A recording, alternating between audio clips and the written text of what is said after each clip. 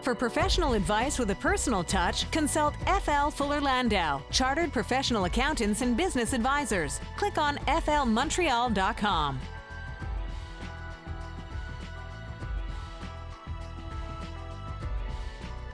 Good evening. Welcome to today's Entrepreneur, presented by FL Montreal, a program about the entrepreneurial spirit that drives Quebec business. My name is Dan Delmar, along with, not Josh Miller tonight, but Michael Newton, who's in for Josh. Welcome back, Michael.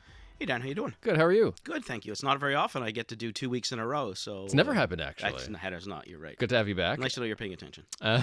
Josh is still in Hong Kong. He's back next week on a business trip. Mm-hmm. So we'll talk about his trip and about dealing with China and sort of the emphasis that he always puts on basically fostering business internationally. So we'll get to that with when Josh gets back next week. In the meantime, tonight we have a returning champion. We have the Bad Monkeys from Bad Monkey Popcorn, Joseph and Fabio Zeppilli on the program tonight. Yep. We profiled them a couple years ago, and their business has just continued to explode. And you may have seen the product in supermarkets. They are everywhere now. They've gone cross Canada. They're starting to go into the U.S., so we have a big show of everything from trying to stretch it across Canada to some of the marketing angles. So there's a lot of good stuff to talk about tonight. It's a family business. Mom is here as well, and Micheline Mayette will talk about family businesses and also communication within businesses and communicating between departments and memos and comms breakdowns internally and all that stuff. So good communication internally. Trying to avoid the silo mentality. Indeed, yeah, and that's tough. And we'll talk about problem resolution as well within families and lots more in the program tonight. But first, as usual, news and notes. And let me start with this. This is my entrepreneurial advice question of the week. And we're now... in my business, reopening our partnership agreement. Yeah. And now we have to rewrite some stuff and make sure everything is in line, prepare for growth. What are some common mistakes that people make in partnership agreements? And probably the first one, because it's one of my best friends who's my business partner, there's always been a level of trust there, never any issues whatsoever. And so we always assume that it's always going to be fine, which is probably our first mistake, right? Yeah, I was going to say your first mistake is probably not having an agreement in most cases. I think that's pretty much the traditional approach. It's all good. The old adage of nobody ever gets married to get divorced. However, it does happen. And I think that you want to start to work through items and issues while everything is good between you, while you're getting along. The last thing you want to try and do is negotiate an out clause when you're not talking to each other. What are some basics that we need in the agreement, some clauses or things to consider? You need to have some of the traditional things revolve around, I guess, some out clauses. If you have shareholders, so if somebody is disabled, somebody dies, there are certain things. I mean, the last thing that most partners ever want to do is get involved with their partner's family. And sometimes they can be some of the most unfortunate situations. A partner passes away. If you don't have a situation in terms of being able to buy them back, have the insurance in place to buy them out, you eventually end up in business with the estate, or even worse, with the family, and that can be pretty cumbersome. There was this piece in Financial Post that listed actually the top mistakes to avoid when signing a lease agreement for your business. Let's go there now. Look, the lease is like anything else. It's a contract, right? What you have to try and do is tie your contract not only to what the landlord wants, but the way your cycle of your business is. If you see yourself in 2 years or in 5 years with an aggressive growth strategy, don't tie yourself into a 10-year lease in a small location. So you got to look at the flexibility. You got to look far enough down the road to make sure it makes sense. There's what they call tenant improvements. So ultimately, at the end of the day, there's an inducement that ends up being paid by the landlord or subsidized through rent or whatever the case is. Negotiate your way through all of those. It's, a lot of people take a lot of things for granted, think it's pretty standard. Like anything in life, it's a contract, and you can negotiate that contract. What about now in the current environment, especially in Montreal? The real estate market is kind of taking off now, but commercial real estate, is it as hot in Montreal as residential, or do you have some more negotiating power in commercial now? I firmly believe you have negotiating power at all times. I think it's a question of what you're trying to accomplish, where you want to go. Maybe it's the term, maybe it's the tenant inducements, maybe it's how many feet that you need or don't need. Maybe it's a sublet clause. There's a number of things that you can do. Yeah, the market's hot. There's no doubt. But I think what you're trying to do is as much as you can personalize that and think far enough down the road that it makes sense. Remember, Montreal is also a little bit of an enigma in the sense that we end up with a marketplace, we build new buildings, and not always do we bring in new business. We have a tendency of taking them away from some of the other buildings. So, depending on how fickle and how detailed world and how important an address is to you, shop around. There are some B's and B minus buildings that are very, very good, very supportive, and can be significantly cheaper. I was going to say, is the market as hot commercially as it is residentially? Because when I look at, especially heading out to the suburbs, West Island, I mean, there's a lot of commercial space available. There's a lot of commercial space. I think especially the West Island at this point with the whole train construction coming up, there's a lot of people panicking right now and trying to figure out how they're going to get into the city for the next couple of years. So I think a lot of the rental places, the WeWorks, the Regis, a few of those work share type environments are heating up. But yeah, there's always space, and again, it's a question. Surprisingly, the West Island and the South Shore, if you're close to downtown, don't expect to see a 50% reduction in rate. I mean, a lot of people are paying to be close to home, and they were willing to pay more. Shockingly, this is a human resources issue that I think is interesting from HRD Magazine. So, Human Resources Director Magazine, is archaic tech hurting your employee engagement? What kinds of new tech tools should people be considering to manage their employees? Well, I think that, everything from, depends on the type of business. But, I mean, one thing you have to remember that, sometimes having poor technology is worse than having no technology at all. There's security issues, there's privacy issues. If you can provide the technology to work faster or more efficiently, and you cannot, let's say you can't keep up with your competitor. I mean, ultimately, at the end of the day, that sacrifices the work environment.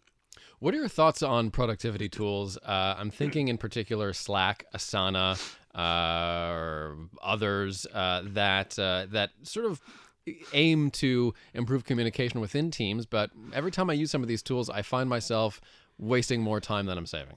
It's the old adage of you're spending more time doing more things and producing less output at the end of the day. And I think that's part of the problem that we're seeing is we spend so much time. You look at people on social media, you look at people in their phones. I mean, the technology has moved us forward. We're capable of doing so many more things. Ultimately, at the end of the day, I'm not sure the output becomes any more significant. Interesting piece in the Wall Street Journal. American factories demand white-collar education for blue-collar work. So this is a super interesting trend that we've covered before. What happens when we automate all the blue-collar jobs? Is there a plan in place, even within individual organizations, to keep people working? Yeah, this is a really, really tough environment right now. I mean, it's not only happening in the factories. You're seeing this in office spaces. You've had loyal employees who've been with you 30, 35, 40 years who really are outdated from a technology perspective. And, you want to reward, you want to thank people for their loyalty, but you recognize they're not working at the same speed as everybody else. You need to have programs. You need to have the ability to try and up some technology and up the skill set.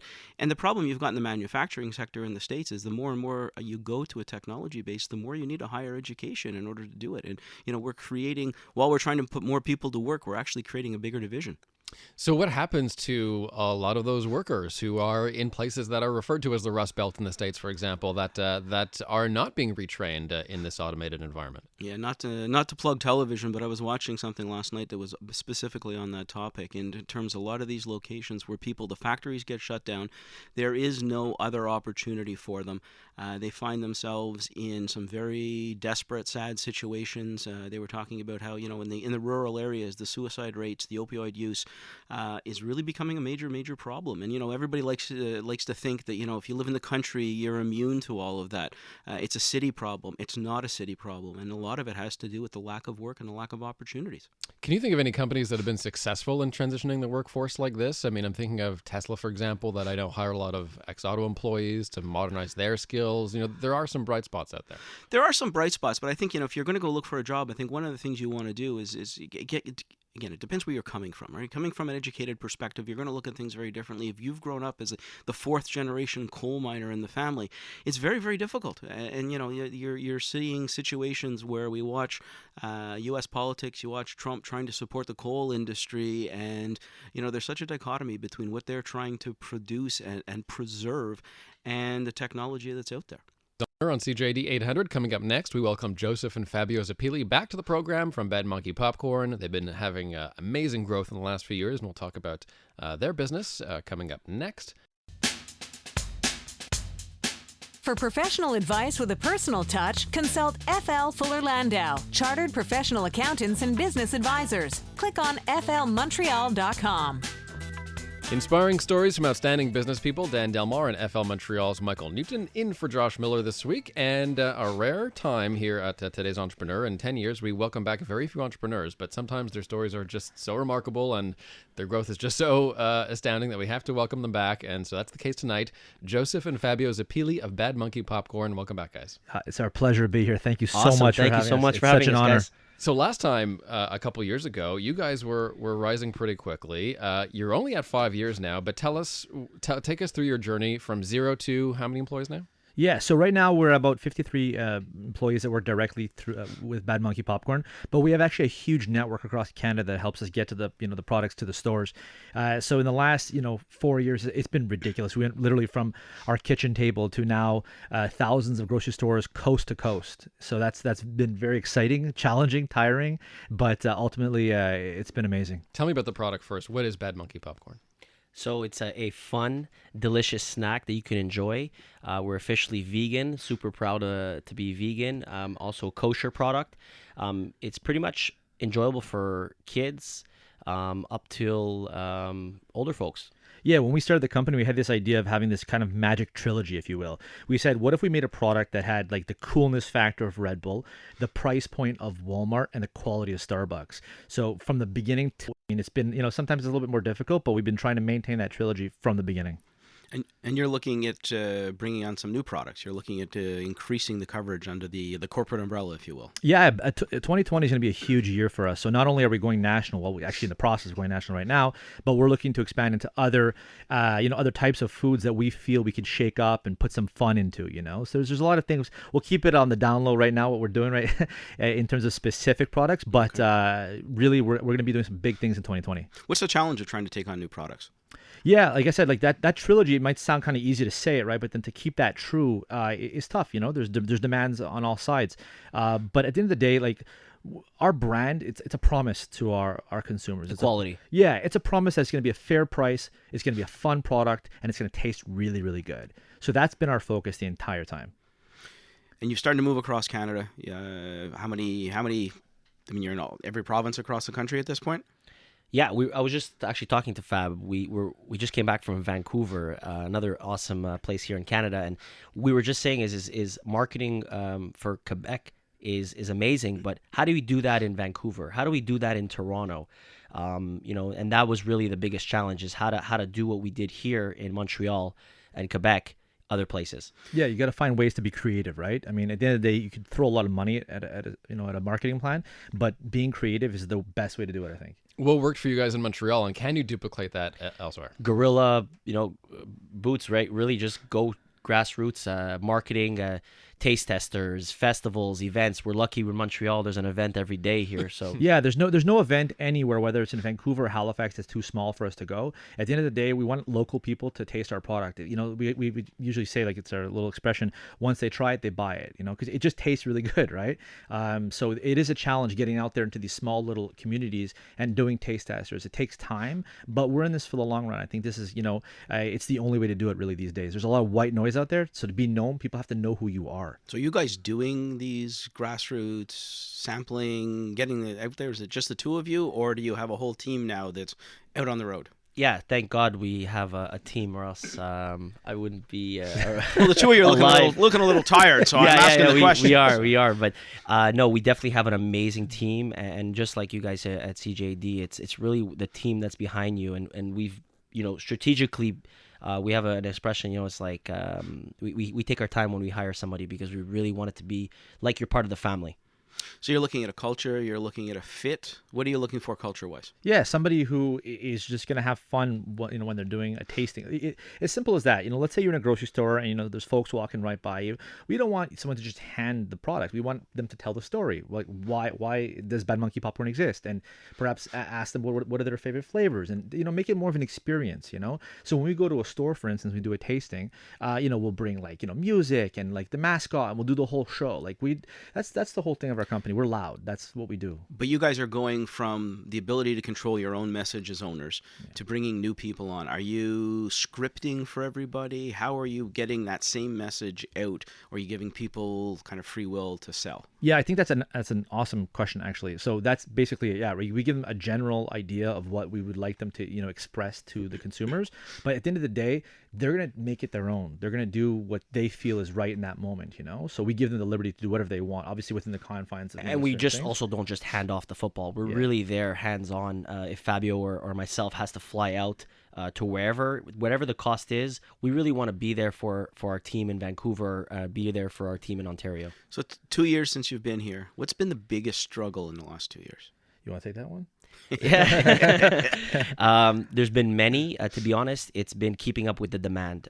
So for us, that sounds, everyone's like, oh, that's a great problem, but it really is a problem, is keeping up with the massive amounts of orders. We actually have to, it's funny to say, but we have to actually say no to some people where we can't service you. And then we're talking contracts in the hundreds of thousands where we have to say, right now, we can't handle it and we have to move on. Are you having a hard time keeping up to the brand that you've created? I wouldn't say keep up with the brand, but like I said, it's just keeping up, making sure that quality stays. Because, when you make a food for your family, it's easy, but try making food for 100 people, it's keeping that same quality. And for me and Fab, we won't hinder on that quality. It's number one in our minds. We asked you guys this last time, but what was the problem you found in the market? How did you identify space in the popcorn business?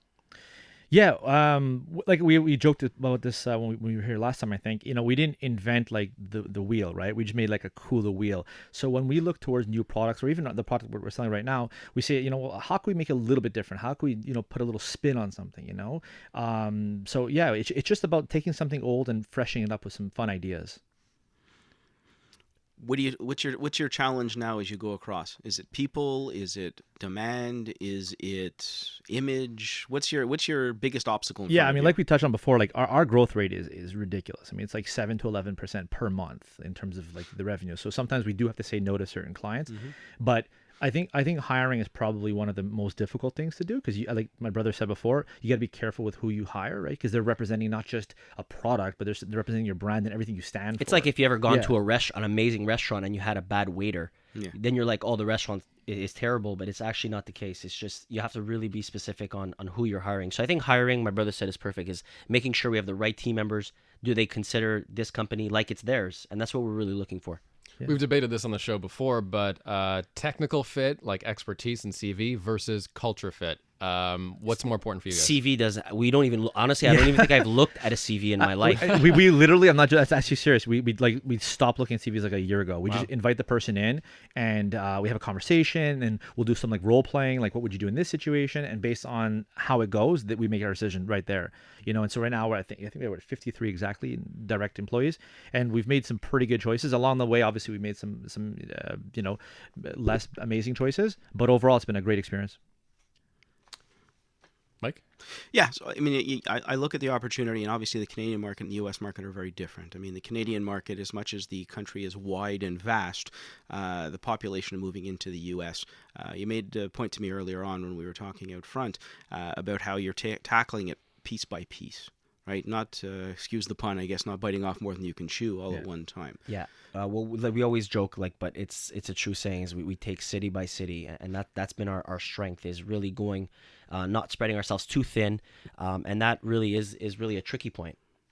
Yeah, we've got a lot of actual demand from the U.S., and we had this demand about a year ago, but we've kind of not done it up until just right now, where we're starting to get into the U.S. because I didn't feel like we were ready. Like my brother was saying, we want to make sure that Canada is locked down, and then we'll focus more on the U.S. And the U.S. is go big or go home, and that's our model too. So we're trying to find the right fit. Right now, we have taken on some U.S. clients, but more select Cirque du Soleil, bigger clients like that.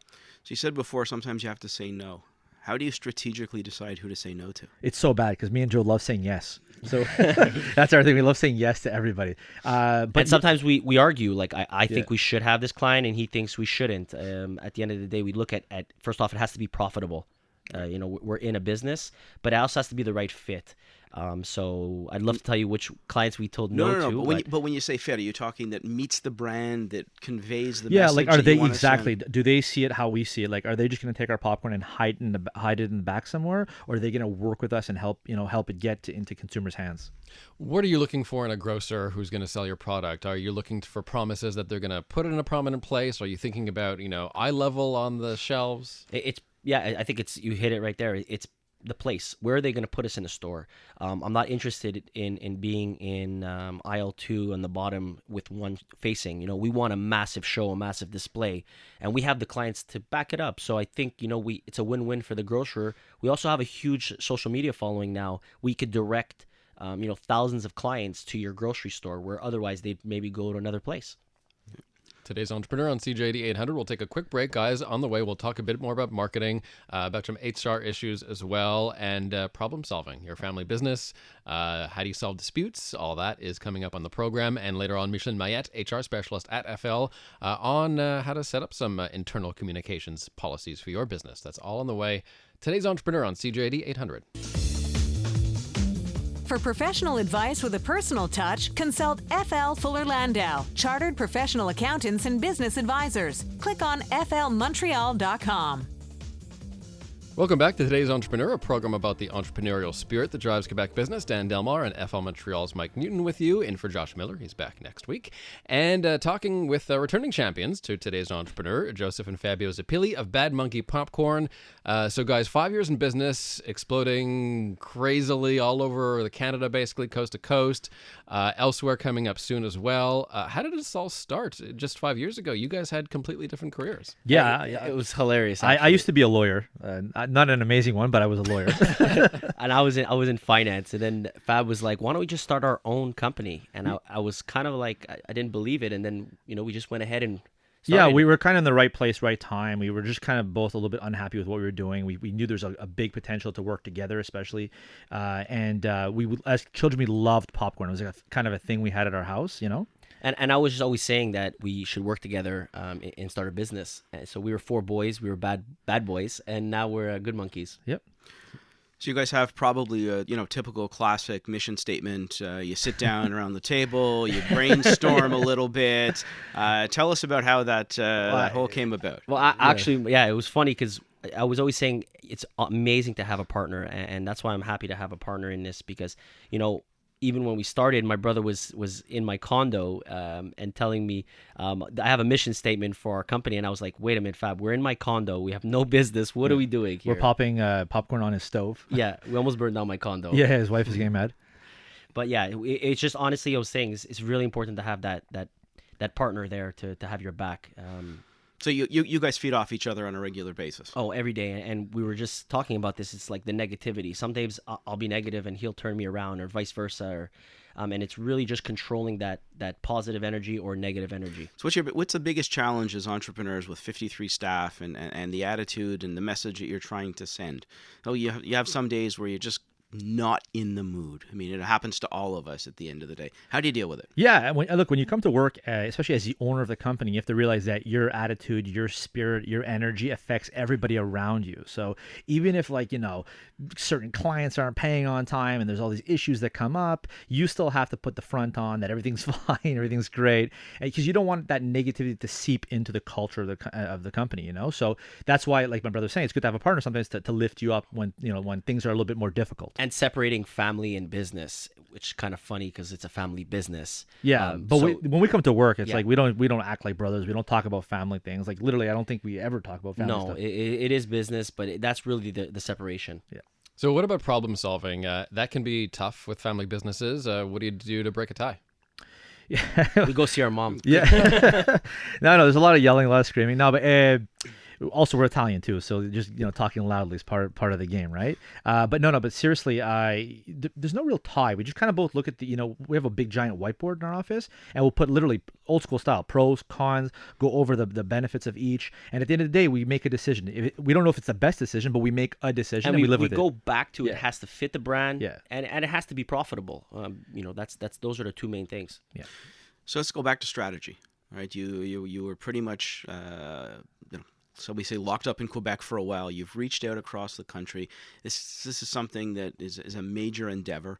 How did you decide? Where did you decide to go? What was your objective? What are you trying to accomplish? Yeah. So, I mean, we have marketing, whether we're marketing in Quebec or in Vancouver, it's kind of a three-pronged approach. You if got to will. know who your client is. Yeah. And so, like, the first element is traditional media, right? So, I mean, you have to do some of that, right? So, like, radio, newspaper, billboard, things like that. So we will do that. So we'll set up billboards on the major highways into the cities, let's say in Halifax or whatever, anywhere in the country. The second one is more like online, right? So we'll do, Facebook contests, Instagram stuff, things like that, and maybe influencers as well. And then the third one is kind of, miscellaneous. So we'll do like block parties. We'll be involved with events and schools and charities and things like that. So Getting to know the community that we're getting entering. to know the community. So when we have those three prongs together, that's basically the how we market. And it doesn't matter whether it's Montreal or Vancouver. So you'll use that same strategy as you move across. And obviously the community build, which I think has been really successful for you guys in terms of getting into the schools for fundraisers and many other things. This is something you think you can replicate across the country. Yeah, that's our hope, right? I mean, we're trying, obviously. You don't know what's going to happen until you try, right? And I think we've been doing it very successfully so far. So have you employed outside consultants from a marketing side, from a strategy perspective, or is this the brainchild of the two of you? Yeah, I always find it hard hiring a quote-unquote marketing agency because a lot of them just want to ask for a check and then, see you later. For us, really, it's like I said, it's being involved in the community. So being involved in the local charities, being involved in the local events, similar to here in Montreal. In Toronto, there's many events that we could be at, women's show, baby shows, but it's really targeting the client that we're after and knowing who that client is and then just expanding. Social media, you have over 30,000 followers on both Facebook and Twitter. What's your secret there, and do you see it helping your sales? Yeah, we like to do fun stuff, right? So we like to do contests. We have a lot of great partners. We have beer companies and makeup companies that work with us, and we love doing co-branding things too. We work with a lot of influencers. There's no magic recipe, but we just like to be out there. We say yes more often than we say no. Pretty good rule for social media. Yeah. Yeah, I guess that works pretty well. Yeah. I mean, you never know, right, where people are going to come from. So we'll work with certain influencers we just love, and they might not be involved in food at all. Maybe they sell whatever, but there's a vibe between their culture and our culture. You guys emulate that one top entrepreneurial success that I think differentiates success from failure, and that's passion. Oh, yeah. I listen to you guys talk. I listen to the way you talk about the people you work with. How do you maintain that passion day in, day out? Yeah, I think you have to be a bit crazy, to be honest with you. Yeah. You just have to. We wake up every morning and it's like a challenge. Okay, well, what are we gonna do today? How are we gonna move the company forward? And it's funny. Like the other day, me and Joe were talking. We don't take vacations, and it's not because we're we don't want to take vacations. It's just we like what we do. So when we come to work, we're like, well, what's the new challenge that day? And that's what drives us. So is that expansion fueled by this passion to continue to do? You never get comfortable. You never stay in the environment. We have a model. You never want to be comfortable. You always want to be on edge. There's always going to be something going on, and when you get comfortable, that's when you start to worry. Yeah, if I was bored, I'd be nervous, right? Or asleep, right? Yeah, exactly. How do you translate that? How do you get that across to the team? How do you maintain that sense of we need to keep pushing? Well, the that's envelope? actually a huge challenge that we're facing is as we're growing, hopefully to 200 employees one day across Canada. Is how do we get our passion into them in the same way that we come out? That's really what the problem we've had is but I think we're doing a great job. Yeah, I also think when people watch you at work and they watch you loving what you do and being excited and passionate, they naturally want to follow that pattern. Right? We also pay well. But that only works for so long. Yes, I will say that payroll is a short-term solution. Yeah, if but you don't have the right culture. We also we feed them too. In that case, there you go. Free popcorn, so it's great. You guys seem like fun people to work, but is there a bad cop? Is there a good cop, bad cop, or do you have the good problem of having employees that maybe like you too much sometimes? To be honest with you, we don't really have many employee problems, really. Sometimes there hasn't been a fit, and so somebody's maybe stayed with us for a while, they do a stage with us, and then, they learn what they need to learn, and they move on. But we don't want you to force you to work there. Yeah. Even if we've had employees where, they're telling us, they had to leave, they're moving on. Yeah. they have to do what they have to do. We want you to be happy like we're happy, and I wouldn't want to stop somebody from following their dream. Yeah, we've written a lot of reference letters, when they go on to other companies and things like that. It's just like our pace of work is really intense. But Fabio's the bad cop. Let's just say. Yeah, I'll be honest. Yeah, sometimes It's the lawyer in you. That's the lawyer. Yeah, it's actually very interesting. I mean, there was a recent article talking about this whole discussion of being able to take and improve your employee skill sets. So you basically continue to train them and push them to the point where they're strong enough to move on, but you create a culture and environment that keeps them. Yeah, Right? We've So had you- employees they'll leave and then they'll come right back and say, "This was the best job I've ever Yeah, had." it's true. It's funny. They actually went because they maybe got like a better salary somewhere else, and then like 6 months later, like, hey, can I have my job back? Yeah. And we're like, yeah, sure. You were great. We didn't want you to leave in the first place. So the people aspect of things is, I think, the more you get, the bigger you get, the more cultural you get across the country is going to provide some challenges, and I think the ability to be able to set up shop, if you will, in a different province is going to come with its own list of concerns in areas. Have you started to target what that's going to be like, or is everything going to stay centralized, localized here in Quebec with you? Well, our home base is, of course, Quebec, but no, we've definitely been branching out. But that's not really a big concern of ours. Our big concern was machinery. Like I said, it was getting that machine in place so we can keep up with the demand. So now it's funny, like we get excited for machines now. So it's just that's something that passionate about us. So guys, we'll have your one piece of advice for today's entrepreneur in a few minutes. So think about that. Maybe it's a bit different from last time. We'll see. And next we'll talk about HR policies and how to basically solve communications breakdowns within your workplace, and how to have a disciplined communications approach, even if you're in a crazy bad monkey factory. That is up next. For professional advice with a personal touch, consult FL Fuller Landau, Chartered Professional Accountants and Business Advisors. Click on flmontreal.com. Inspiring stories from outstanding business people, Dan Delmar and FL's, Josh Miller, Michael Newton in for Josh Miller tonight. He's back next It's week. hard to tell the difference, I know. Very different, yeah. There's a couple inches in height, but other than that. Joseph and Fabio are back from Bad Monkey Popcorn, so we'll have their one piece of advice for today's entrepreneur in a few minutes. But first, we welcome back Micheline Mayette, HR specialist at FL, to talk about internal communication. Welcome back, Micheline. Hi, Dan. So lots of businesses that are growing, especially if you're at the level of Bad Monkeys. Now you have departments, right? And now the department heads have to talk to each other. What are some basic rules if you're trying to set up that kind of departmental communication strategy? I find it's a complaint I'm hearing more and more. I mean, I think communication within a company is, always difficult to a certain extent. But I'm hearing a lot of complaints like, how do you get people to not work in silos as much? And I think it comes down to a lot of its goals. So having common goals, having a common vision within the company that's communicated. And sometimes, without even realizing it, entrepreneurs can actually set like conflicting priorities for different departments. So for example, maybe one department is keeping clients super happy, providing high quality, and another department's goal is on cutting costs or something like that. Doesn't mean you can't do both, but sometimes it's in, the values that you're going to portray of like, how is this okay to do this? Like, how do you see people doing this in a way that's coherent and that they can still work together? I find it interesting because we live in a time of massive communication, whether it's social media. We are constantly bombarded. It's amazing how people don't actually say anything. I mean, they can be working next to each other. They can talk all day and not actually say anything. And I think this is the hard part, because I think if you look at the amount of communication today versus 20 years ago and 30 years ago, within our organizations, it's huge. It's up, exponentially, but it's still not enough.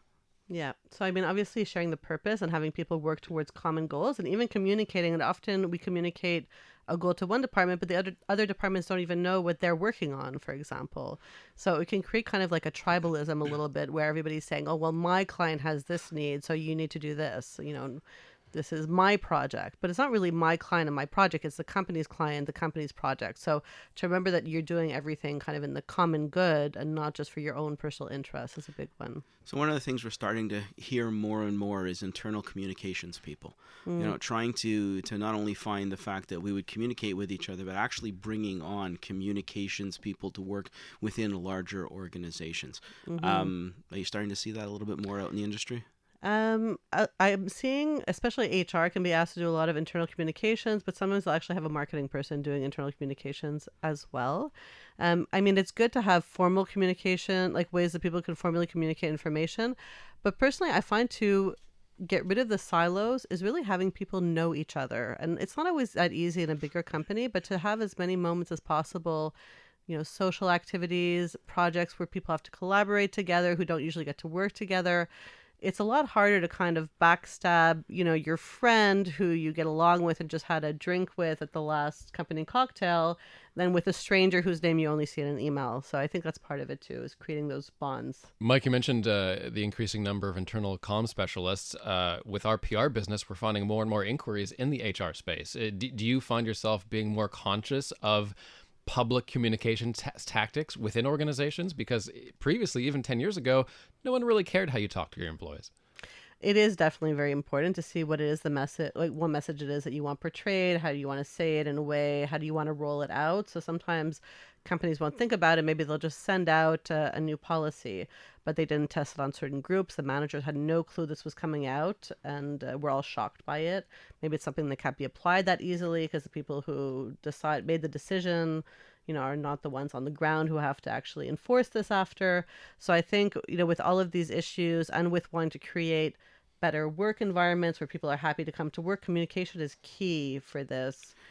Just as far as, even getting rid of just small frustrations, small irritants that can be present in the workplace. How do you get the two-way communication going? Because I find that, I fall into the older generation category. And, there was a great article a little while ago in the Harvard Business Review about managing upwards and managing the relationships of the people above you. I mean, traditionally, we look at this and say it's a top-down communication style, where in essence, especially in our case, it's a professional services firm. I mean, it should be a two-way street. How do you get that dialogue going? How do you get it to not be a sermon or a preach? And how do you try and get people to both ways to recognize they have a responsibility in building the communication? I think a lot of it boils down to trust. So the employee, if they want to pass a message to their boss or they want to be able to give them feedback on something, I think there's a certain level of trust that's required there. I think the younger generation has a lot more ease in doing it. It's something I'm seeing more and more.